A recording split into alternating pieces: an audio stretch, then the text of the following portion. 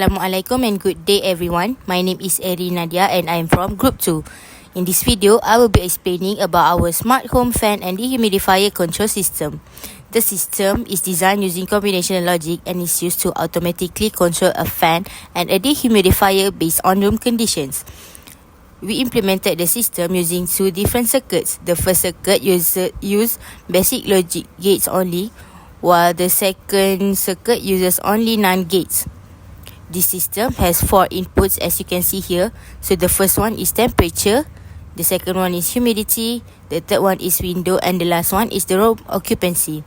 For the outputs, we have 2 outputs, which is Y1 for the fan and Y2 for the dehumidifier. The logic rules that we use is fan, which is Y1, will turn on only if it is hot or it's humid and room is occupied. However, if the window is open, the fan should stay off. Our system operates only when 2 specific conditions are met. First, the room must be occupied, meaning D is equal to 1. The second one is window is closed, it's mean C equal to 0. If you look at the truth table, you will see that for every row where the room is empty or the window is open, the outputs are strictly 0.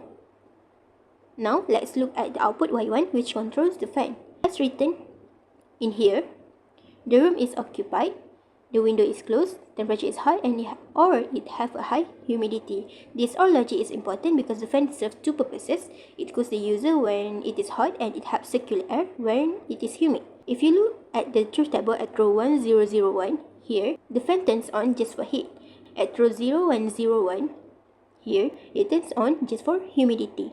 Then, for output Y2, which controls the dehumidifier, the dehumidifier turns on when the room is occupied, the window is closed, and it have a high humidity.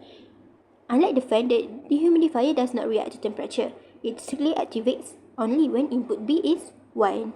So actually, the system and our design meets all the requirements and work efficiently. Here we have a basic logic gate circuit 1.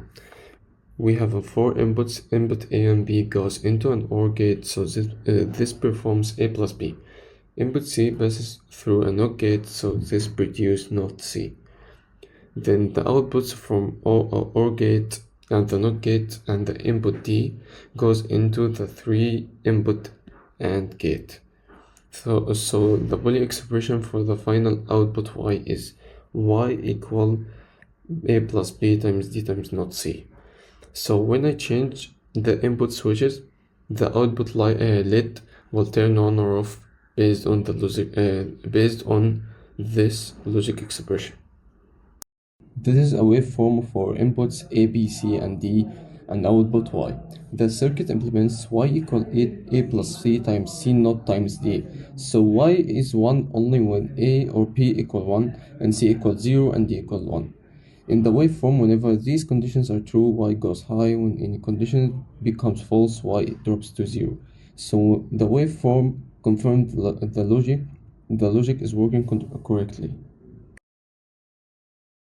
Put A, B, C, and D, but in here every operation is done using NAND gates. The first NAND gate is gate takes input A and C. The second NAND gate takes input B and D. Then the outputs of those 2 NAND gates go into another NAND gate, which produces the final output Y. Since NAND gate is a universal gate, we can recreate AND, OR, and NOT logic by combining NAND gates. That's why the output of this circuit matches the logic we built earlier using AND, OR, and NOT gates. So this waveform is the result of the NAND gate circuit. So at the start, at least one input of each NAND gate is low, so both intermediate outputs are high. And because both inputs to the final NAND gates are high, the output Y is high, which is Y starts at 1. And when A changes, the NAND gate condition is still met, so Y does not change. But on the other hand, when C switches from 0 to 1, one NAND gate output goes low, causing the Y to change. And towards the end, the input combination keeps NAND gate output low, which means the conditions remain the same, so y stays low.